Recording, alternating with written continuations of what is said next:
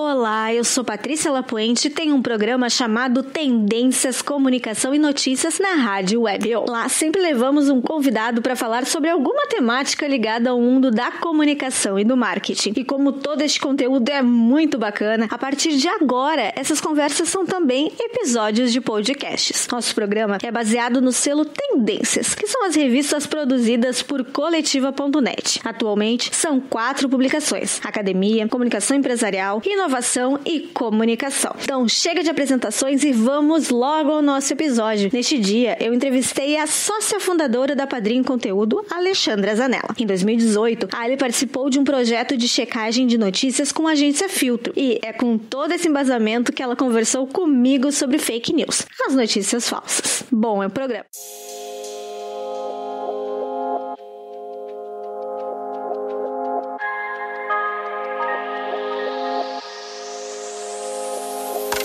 Bom, então, bom dia, Alexandra, tudo bem? Olá, bom dia, Patrícia, bom dia para quem está nos ouvindo e muito obrigada pelo convite. Nós sempre iniciamos, a nossa conversa aqui perguntando sobre a trajetória do profissional, então eu queria saber um pouquinho da tua carreira e, é claro, sobre a Padrim.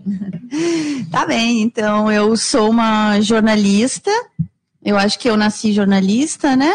Mas durante o meu caminho profissional aí eu percebi que eu queria ser também uma executiva e depois eu queria também empreender e eu também queria levar outras mulheres, né? Uma pegando na mão da outra. No início muita gente me falou que isso era impossível e eu tô aqui para provar que não. O Padrim fez 5 anos agora em janeiro. Então, eu acho que está dando certo. Eu tenho minha carreira feita muito em cima do digital e rádio também, que é a minha grande paixão, junto com o digital. Trabalhei no Grupo RBS por muitos anos, ajudei a implantar todos os .com de Santa Catarina, fui editora do Diário.com e do Clique RBS Santa Catarina. Fui editora executiva do Terra e no início de 2014 eu resolvi pedir demissão. Sim, eu pedi demissão, maluca, louca, para empreender. Então, assim nasceu a Padrinho, junto com amigo, parceiro, sócio, amigo, que é o Carlos Ferreira. E nós estamos há 5 anos com a Padrinho. E paralelo a essa minha vida profissional, mas que eu acho que ela que eu vou falar agora também está dentro da minha vida profissional, é que cada vez mais eu tenho me envolvido com questões femininas. Tenho tentado trazer um pouco da minha experiência, já que eu nasci numa comunidade rural e vivi até os 14 anos numa comunidade rural de uma cidade que tem 9 mil habitantes. Tenho enxergado muitas dificuldades que outras mulheres têm e algumas não conseguem sair do círculo vicioso. Então, eu tô com um foco muito grande aí com olhar em causas femininas e tentando juntar isso também com a comunicação para, única e exclusivamente, tentarmos fazer um mundo melhor. Vou começar, então, com o nosso tema, que é fake news, e as nossas perguntas. E a primeira, eu vou te perguntar como é que foi essa experiência checando essas notícias falsas. Eu acho que foi uma experiência muito legal, assim, contar um pouquinho do como que se deu esse projeto aí que a gente fez em 2018, que não teria saído se não fosse a parceria de 2 grandes jornalistas. Uma defendeu aí o doutorado na segunda-feira com louvor, que é a Thaís Saibit, também professora da Unicinos, e a Naira. A Thaís criou o Filtro Fact-Checking dentro do seu estudo de doutorado, e a gente se dá muito bem, e quando ela veio me contar esse projeto, a gente começou a conversar e falar que como a expressão fake news, ela é elitista, poucas pessoas conhecem, e a gente fica falando para dentro da nossa bolha de comunicadores, mas o impacto tá lá fora, a gente precisa mexer lá fora. Bom, contando umas experiências, que minha mãe contou algumas coisas, a mãe dela contou, eu falei para ela que sempre que eu faço palestras, eu brinco que a gente tem que falar para as donas Marias. Exatamente. Né? Que é o nosso que é o público, a massa. E a Thaís falou, você sabia que a minha mãe se chama Dona Maria? Entre um chimarrão e outro, a gente decidiu fazer uma série. Foi onde depois ganhamos o prêmio de Direitos Humanos, meu xodó da vida. E a gente fez uma série inicial com 4 podcasts bem simples. Não para profissionais que estão acostumados com o tema, para a população. Então a gente explicou o que é fake news, a gente construiu textos, a gente trouxe as pessoas, ensinou como identificar, como procurar a notícia, como saber se aquilo que chegou pelo WhatsApp ou pelo Facebook é verdadeiro ou não. O projeto tomou um corpo super legal, foi distribuído gratuitamente para todas as rádios do Rio Grande do Sul. A gente teve, assim, uma audiência incrível e tivemos o prazer de ter o segundo lugar no Prêmio de Direitos Humanos. Para quem não conhece, esse prêmio ele é promovido pela mais antiga grupo de defesa dos direitos humanos, né, comandado pelo Jair Kirski, que é um cara incrível. É o Oscar do jornalismo. Então a gente levou esse segundo lugar e foi, acho que, o maior presente da minha carreira, assim.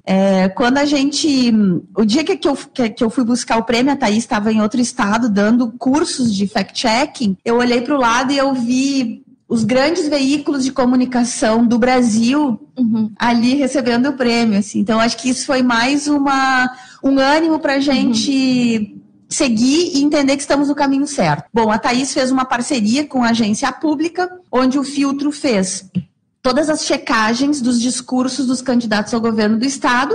Como a série tinha dado muito certo, a pública se interessou e nós fazíamos um boletim, um podcast, né, porque ele era grande, de até 5 minutos, por semana, com isso, distribuído gratuitamente para as rádios. E a gente tem identificado muito como as rádios do interior sofrem com as suas estruturas pequenas e às vezes elas não conseguem produzir materiais grandes, assim. Então a gente também entende como estamos devolvendo. Eu que venho de uma universidade pública, eu me sinto no compromisso de devolver para o Estado, em forma do meu trabalho sério, algumas coisas. E essa de fornecer conteúdo gratuitamente para as rádios é uma delas. A gente mantém um projeto lá na Padrinho, que a gente produz um especial por mês com distribuição gratuita para todas as rádios usar. É a nossa forma de contribuir para uma comunicação mais justa e democrática. Só uma curiosidade para os ouvintes, enfim, conta qual é o tamanho do estúdio que vocês têm lá, Alexandre. Gente, quando a gente precisou montar um estúdio na nossa sala tem 52 metros quadrados. Quando a gente precisou montar o estúdio, que a gente começou a atender dois clientes, eu procurei vários amigos, porque a grana é curta, não precisava meio que fazer da maneira mais econômica. Os meus amigos falaram que eu sou maluca. Não dá nesta sala, não dá neste tamanho, não dá. Bom, o nosso estúdio tem 1,10 m por 90 centímetros. E super funciona. Eu estive lá na Padrinho, olha... realmente. Dei uma conferida lá nas nossas redes que tem imagens e vídeos. Então, mas cabe tranquilamente 2 pessoas, já gravamos lá dentro com 2 pessoas de pé. Ó, não tem problema não. A gente brinca que lá é a nossa salinha de reuniões. Bom, então tá. Voltando então, né, ao assunto fake news. Na tua opinião, né, quais são os principais fatores para tantas notícias falsas se disseminarem por aí? Eu acho que tem alguns fatores, assim. Eu acho que tem um pouco, estão citando alguns que eu acho que são bem fortes. Eu acho que o mercado da comunicação tem sua parcela de culpa nisso, porque há uma arrogância do mercado que tem um olhar superior, do tipo, não, sou eu que forneço informação, sou eu que dou notícia. Ora, então eu faço da maneira que eu quiser e vocês aceitem e ok. Só que nesse caminho o mundo digital vem trazendo novas possibilidades. É o WhatsApp, é o Facebook. A gente começa a se comunicar muito mais sem passar pelos veículos oficiais de comunicação. O mercado estava tão focado, tão olhando tanto para o seu umbigo, os veículos, que eles não conseguiram perceber que tinha uma movimentação. Então a culpa é da internet, né? Não está dando certo, os veículos vamos demitir, a culpa é da internet. Vem a crise, os veículos, né? O mercado continua achando que a culpa é da internet, sem conseguir avaliar de fato. Faz o quê? Reduz equipes, enxuga, um repórter faz 1000 matérias e 1000 coisas, perde-se as investigativas, perde-se o acompanhamento. Quando a gente faz isso, a gente abre espaço para quê? Para as fake news rodarem por aí e encherem o nosso WhatsApp de coisas absurdas, mas que tem gente que não tenha tanto acesso para ser crítico o suficiente e entender que aquilo é uma fake news. Então, veja assim, muito sim o mercado é culpado por isso, a arrogância do mercado. Nós, jornalistas, ou enfim, comunicadores, também temos um pouco, a gente também assumiu um pouco essa arrogância do mercado, do tipo, nossa, eu sou jornalista, então eu sou especial, porque eu tenho o telefone do governador, porque eu tenho o telefone do prefeito, porque eu ligo e eu sou a Alexandra do veículo tal. Isso eu vejo e faço uma análise que eu também, quando estive em veículo, em redação, também tinha essa arrogância, esse ego gigante. Não, espera, eu sou a fulana de tal. Então, acho que a gente tem sim que fazer essa autocrítica, é fundamental. Precisamos olhar para a gente, fazer essa autocrítica. Quando a gente não educa, a gente abre espaço para outras coisas. Nós temos uma educação muito deficitária no Brasil. E ela vem desde a creche, ela vem desde sempre. A gente, sim, do ensino básico ao médio, ao ensino técnico, a gente tem uma educação pouco inclusiva, pouco realista. Vejo que tem que discutir fake news ou notícias falsas em um bom português. Gente, desde o início, na escola tem que se discutir isso.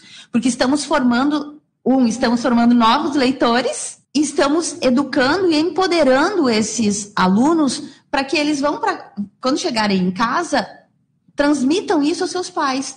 Eu sempre penso que fazer um comparativo até meio bobo, mas que tem mexido comigo, que até pouco tempo, não era comum usar cinto de segurança, né? A gente viajava, atravessava o país, nem imaginava. Se mudou muito por conta das leis, né? Porque quando pesa no bolso, exatamente, a gente sente. Mas se mudou muito porque teve muitas ações dentro de escolas, dentro de sala de aula sobre isso. Então, a gente viu muitos filhos, entra no carro e o filho falar, papai, você está sem cinto. Mamãe, você está sem cinto. Então, a transformação vem por ali. Sabe? A fake news, notícias falsas têm que ser discutidas em sala de aula. As universidades, independentemente dos cursos, não me interessa se você é professor de história, de biologia, não interessa o curso. A gente tem que discutir isso, porque as notícias falsas vêm de todos os assuntos. Vamos lá, a cura do câncer, de todos os tipos de câncer, né? Não conheci uma pessoa. Perdemos o aval de país livre do sarampo, gente, por uma loucura. Por coisas, fake news se espalhando, do tipo por ignorância, ou mau caratismo, aí a gente vai ter que, em alguns lugares, é mau caratismo, de onde vem.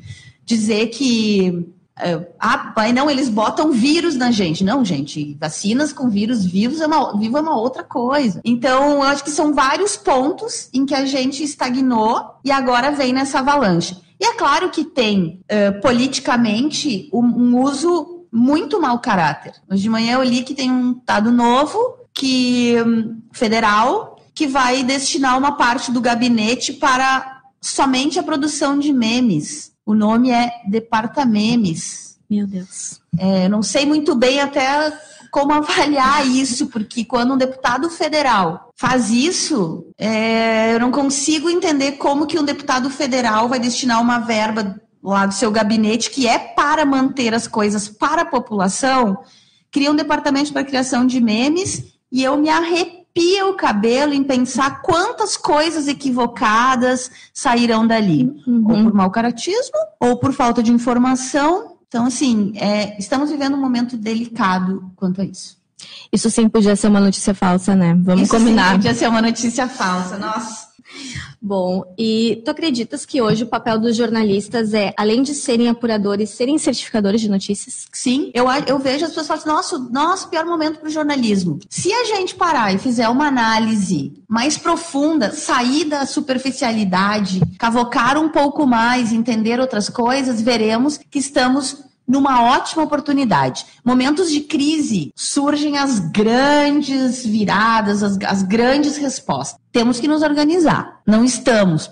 Parecemos um bando de biruta do posto, sabe? Bonecão do posto, assim. Precisamos nos organizar. Já temos várias iniciativas a caminho, tentando seu modelo. Mas eu vejo um momento super importante para a comunicação, super importante para o jornalista, e inclusive como um certificador.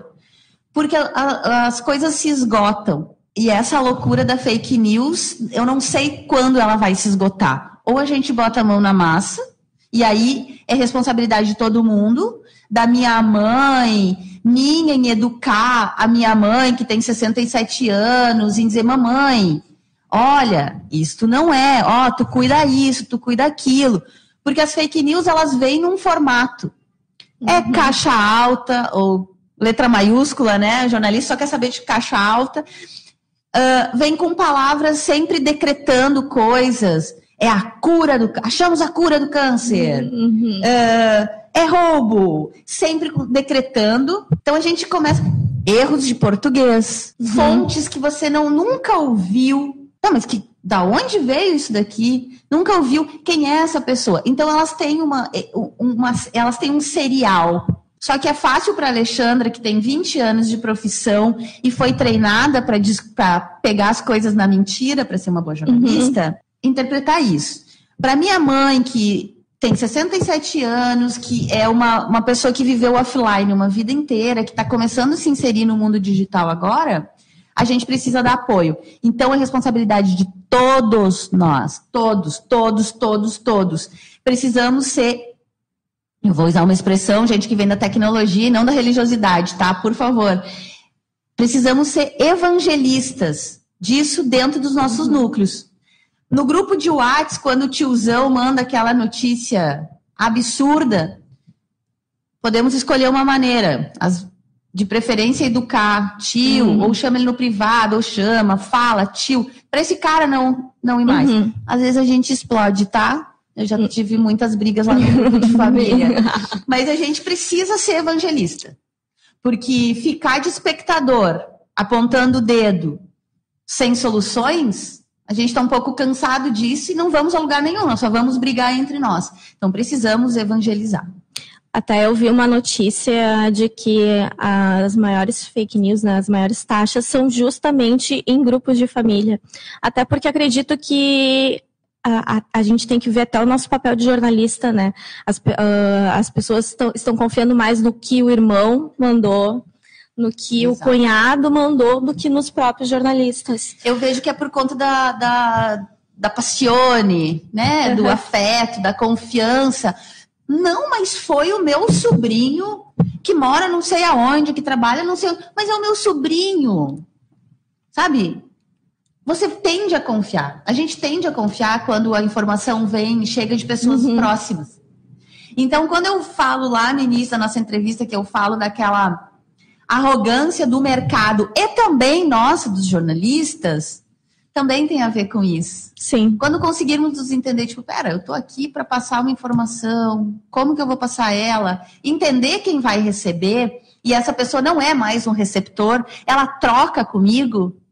Eu acho que aí a gente vai estar fazendo um jornalismo mais justo e mais honesto, com o fazer jornalismo, com as pessoas e com o nosso país. Falando agora também da classe, nós tivemos aí a queda do diploma de jornalista, né? Tu acredita que isso pode ter influenciado para essa disseminação de fake news? Eu acho que talvez por outras vias tenha, porque nos tira um pouco, tipo, o aval. Eu tenho vários amigos jornalistas, ótimos, incríveis, que acham que o diploma não faz diferença nenhuma.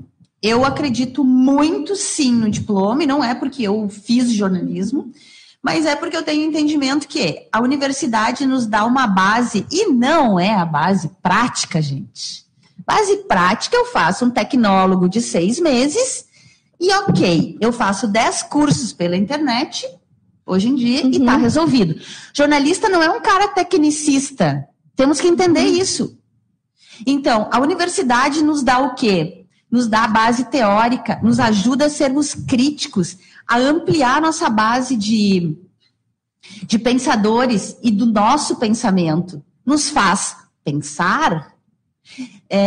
As universidades eu sei que vem uma mudança muito grande no currículo, onde está se misturando mais a prática e a técnica. Eu, né, que me formei em 2004, socorro! fiz o FSM com muito amor e amo muito aquela universidade, era um curso ainda com currículo de o início, todas as teóricas e depois as práticas. Romper esse primeiro início, que tu entra para a universidade, tu quer pendurar uma câmera no pescoço, um bloquinho na mão e uma caneta e dizer, não, eu sou jornalista, estou sendo jornalista, eu quero produzir. Então, a gente não dava aquele valor para essa base teórica, que depois vai ser toda a diferença na parte prática quando a gente vai para o mercado. Eu tenho visto e eu acompanho muito, vou muito em universidade, porque eu também acho que tem um vale de lágrimas entre o mercado, vale de lágrimas / ranço entre o mercado e a universidade, que não tem lógica nenhuma. E sempre que eu vou à universidade, eu tento olhar o currículo e eu vejo como tem mudado, então tá mesclado. Então, há uma preocupação das universidades com isso e eu acho que é fundamental. E como é que a gente pode resgatar nessa credibilidade jornalística em tempos onde para as pessoas mais seguras, como a gente tinha dito, né, mais seguro acreditar no que o familiar ou o amigo enviou do que uma notícia veiculada em um jornal? Esses projetos, assim como esse projeto maravilhoso da Thaís aí, que era o Filtro Fact Check, né, um projeto que já se encerrou, teve o seu período e tudo mais, já se encerrou. Às vezes eu via as meninas e a impressão que eu tinha era, estamos enxugando com um guardanapo de papel um iceberg do tamanho do Rio Grande do Sul. Tamanho, volume, né, de informações.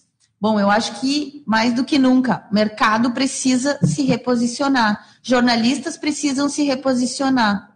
Pensar no modelo, pensar o que estamos fazendo, como entregamos essa informação com muita segurança. É assim que a gente vai combater fake news. E outra, olhar para quem está lá recebendo, tá? E olhar as ferramentas que tem e analisar. Ainda fazemos um único conteúdo e distribuímos por todas as plataformas. Ai, que canseira disso. A chamada que vai para o Twitter não pode ser a mesma chamada do Instagram, não pode ser a mesma chamada do Facebook, porque são redes diferentes, com públicos diferentes, com algoritmos diferentes, com entregas diferentes. Então a gente tem, o dia que a gente conseguir enxergar isso e produzir conteúdo para as plataformas, adequado para as plataformas, acho que a gente vai estar conseguindo recuperar um pouco mais essa credibilidade. Agora, com esse enxugamento que está ocorrendo nas redações, está cada vez mais difícil se produzir conteúdo de fato de qualidade e que se sustente. E tu estava falando, né, antes em malcaratismo. Por que tu acha que as pessoas, né, criam essas notícias falsas e tendem a espalhá-las? Patrícia quer me deixar numa situação, Patrícia? Não, brincadeira. Para mim é muito simples, é a busca pelo poder, a busca desenfreada pelo poder. Eu preciso ter o poder. E quando eu falo poder, eu não estou falando diretamente relacionado a dinheiro. Money, não é isso. Estou falando em poder, poder mesmo, poder de decisão, poder de mudar as coisas, poder. Só que é um poder ruim, é um poder para os meus. E não um poder para nós, para todos. Não é um poder para o país, para o estado, para o município. É um poder para mim e para quem está comigo. Vocês, azar é de vocês. Ou vocês vêm para o meu lado e aceitam o que eu acho, ou não. Então, assim, a gente teve o escândalo, né, da Cambridge Analytica, o Brasil envolvido até as tripas com isso. Há um silêncio, continua tendo um silêncio terrível quanto a isso. A empresa, por uma vírgula, a empresa não veio oficialmente para o Brasil, porque explodiu isso tudo, mas há muitas pessoas falando que tem teias e entrelaçamentos dela, sim, aqui no Brasil.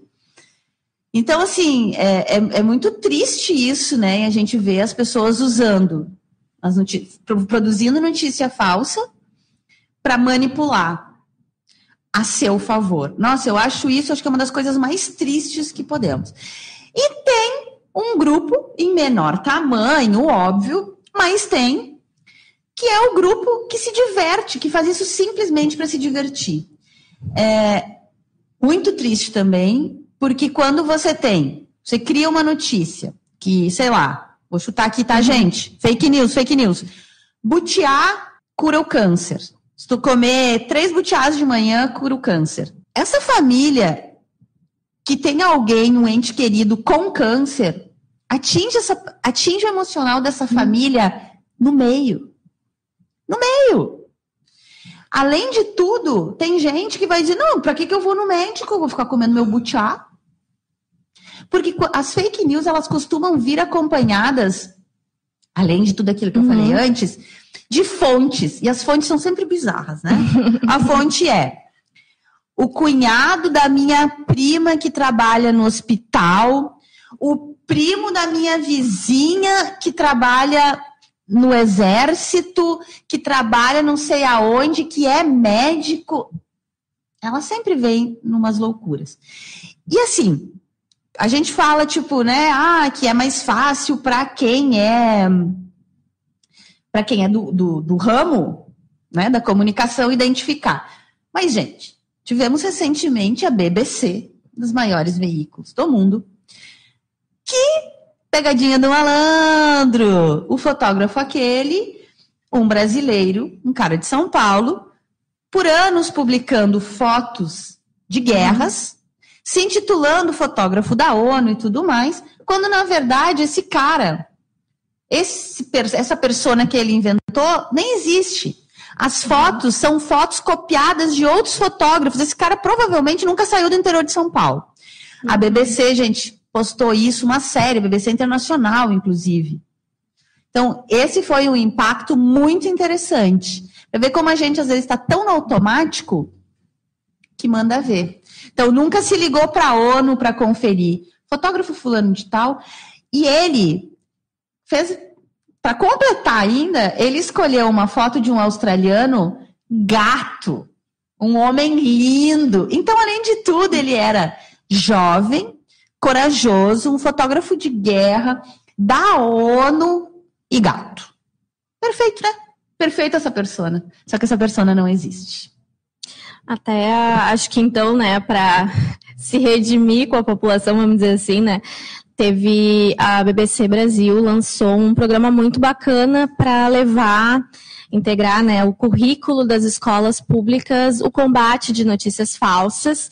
Inclusive, os professores serão jornalistas. A gente deu essa notícia semana passada e eu achei, assim, um bom início.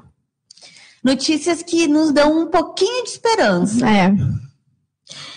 Então, para fechar, então, essa parte, eu queria ver contigo, já que o programa não é sobre tendências, se tu acredita que é uma tendência a criação de agências, como é o Filtro, e também áreas, né, dentro de empresas voltada à checagem de informações. Vale dizer, né, que checagem de informações, nós que frequentamos a faculdade, né, sabemos que é a premissa básica de um jornalista. Então, engraçado falar, né, que tivemos aí um boom de projetos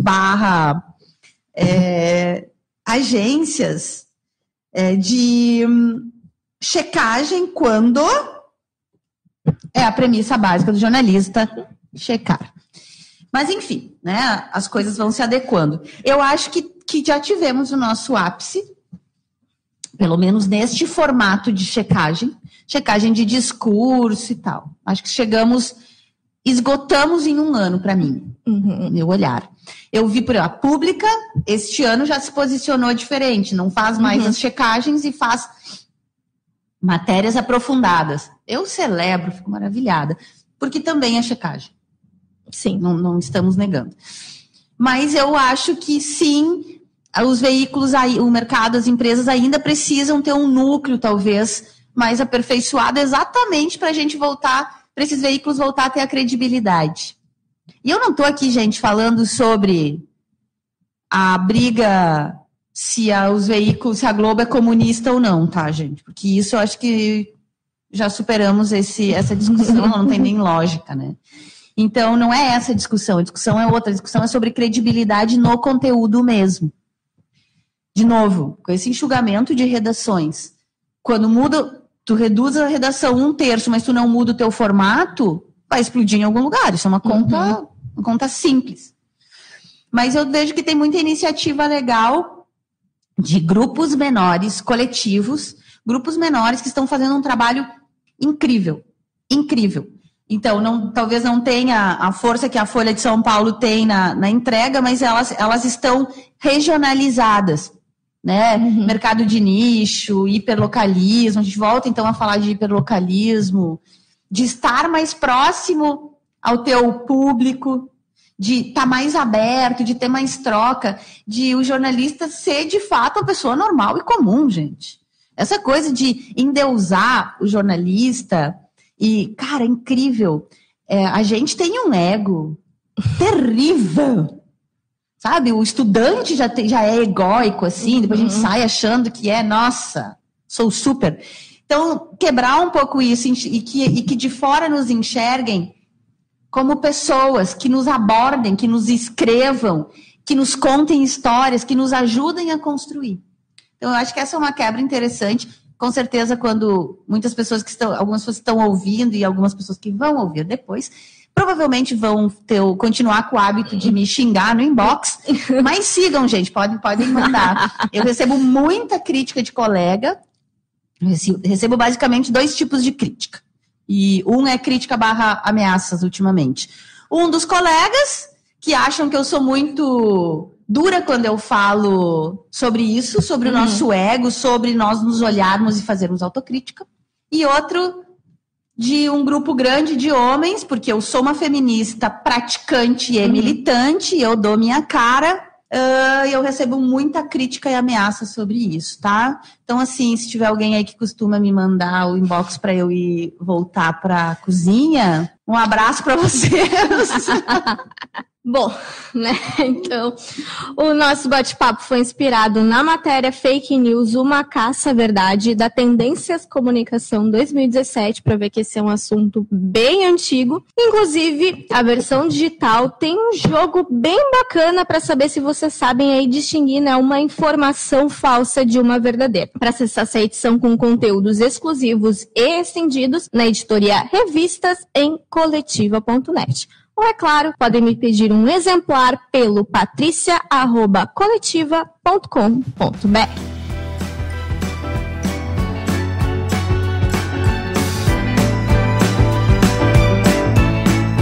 Que agora chegou a hora de conhecermos mais um pouquinho sobre a profissional Alexandra no nosso Ping Pong. Oba! Então vou te fazer, né, aquelas perguntinhas básicas e tu tenta me responder de uma forma breve. Ok. Um trabalho marcante. A série sobre fake news que nos rendeu o prêmio, o meu Oscar, que nos rendeu o prêmio de Direitos Humanos. Um momento especial na carreira. Quando eu pedi demissão do Terra, um lugar que eu amava e que era editora executiva, estava muito bem, para começar do zero algo com o meu DNA. Referências profissionais. Muitas aqui, mas vamos lá. Eliane Brum. Não podemos fugir dela, né? Sim. Muito, muito, muito. Eu tive muita sorte, então eu tive muitas referências profissionais incríveis. Então, vamos lá, Eliane Brum, desde sempre. Meu pai no jornalismo, o Nilson Vargas, que é gerente, não é mais editor-chefe, agora é gerente da Zero Hora, enfim, editor-chefe da Zero. Nilson, eu chamo ele de pai até hoje. Caco Barcelos, muito por conta do olhar que ele tem, de novo, que é muito parecido com o da Eliane Brum, foco nas pessoas, né? Então, acho que eu incluiria aqui uma pessoa que foi super importante quando eu resolvi entrar no mundo online, que me ensinou muito, que é o Fabiano Melato, que largou o jornalismo e mora em Londres agora. Um beijo, Fabiano! DNA da Padrinho. Rede. Somos rede. Trabalhamos e acreditamos em rede. E planos para o futuro profissional? Não quero fazer muitos planos, mas assim, a gente não tem assim um plano. A gente sabe o que a gente não quer. A gente sabe que isso a gente não quer.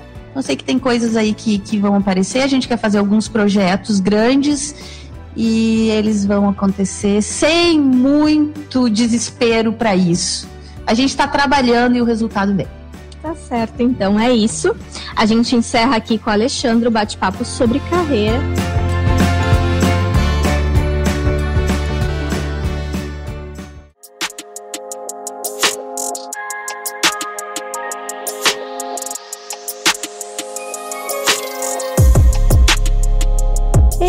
tá, gente, este foi o nosso primeiro episódio do podcast Tendências. Espero que tenham gostado do bate-papo e da nossa temática. Comentem e nos digam o que acharam. Lembrando que vocês podem acessar as redes sociais da nossa publicação pelo @Revista Tendências, tudo junto. Estamos no Facebook, Instagram e LinkedIn. E eu fico por aqui. Tchau, tchau!